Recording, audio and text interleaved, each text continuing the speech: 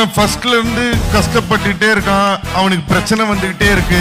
அவனை தட்டி விடுறானுங்க, அவனை கீழே தள்ளுறானுங்க, அவனுக்கு லவ்ல பிரச்சனை, அவனை எதுவுமே செய்ய விடாம ஒருத்தர் தடுத்து நிறுத்துறான், அவனை ரோட்ல நிறுத்துறான், அவனை அடிச்சு காலி பண்றான். ஆனா கடைசியில ஒருத்தன் ஜெயிக்கிறான்னா அவனுக்கு பேர் என்னங்க?